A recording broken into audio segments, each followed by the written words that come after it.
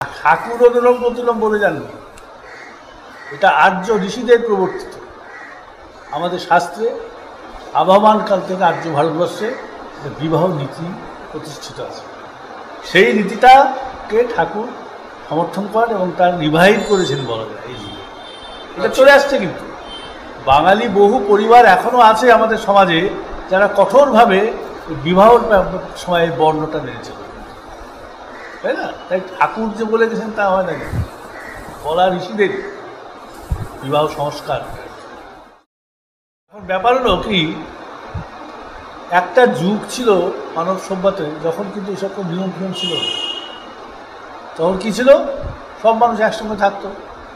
তখন কি হতো, মানুষের মধ্যে একটা আবেগ ছিল। কি আবেগ? সেক্সুয়াল আবেগ, যৌন তাড়না কি যৌন আকর্ষণ, যেটা সাধারণত স্ত্রী আর পুরুষের মধ্যে হয়। প্রাপ্তবয়স্ক স্ত্রী পুরুষ সব একসাথে থাকতো। তখন স্ত্রী পুরুষের যেমন এখন হয় তখন আকর্ষিত হতো। It is a hormonal effect. এখনও যেমন হয় তখনও তেমন হতো, এবং মিলন হতো, সন্তান সন্ততি হতো। তার রেপ্লিকা এখন দেখা যাবে কোথায়? কুকুর টুকুর মধ্যে রাস্তাঘাটে, কোনো নিয়ম নীতি নেই, তাই না? এক্স্যাক্টলি সেরকমই ছিল আগে। কিছুদিন পরে কিছু তীক্ষ্ণ বুদ্ধি সম্পন্ন, তীক্ষ্ণ অনুভূতি সম্পন্ন, তীক্ষ্ণ দৃষ্টি সম্পন্ন অনুসন্ধান মানুষ, যাদের আমরা ঋষি বলি, তারা ওই সমাজে এসে জন্মালো। তারা দেখলো কি এই ব্যবস্থাতে একটা ভয়ঙ্কর ত্রুটি আছে। কি ত্রুটি? না, যেমন তেমন করে এই যে বিবাহ কি মিক্সিং, তার ফল চাহিদা অনুরূপ হচ্ছে। আর তারা দেখলো শুধু এই আবেগের ওপরে ভর করে যে মিলন, সেই মিলনের একটা বিরাট ভ্রান্তি আছে।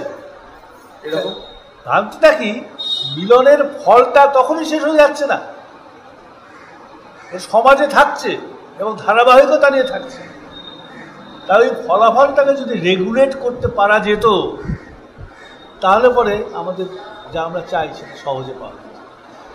তখন তারা কি করলো, বর্ণ বিভাগ হয়ে গেছে তার আগেই, তখন তারা এই মিক্সিং কি ইউজেনিক্স কি সুপ্রজননের যেটাকে বহুদিন ধরে, একদিনের ব্যাপার হয়নি, দেখে দেখে দেখে দেখে প্রয়োগ করে করে করে করে করে করে সেট করলো একটা সিস্টেমের মধ্যে দিয়ে, ওটাই প্রচলন হলো। প্রচলন হচ্ছিল, কিন্তু সবসময়তে কিছু কিছু তার বিরুদ্ধে অন্যরকমও ছিল, কিন্তু দুদিকেই ছিল।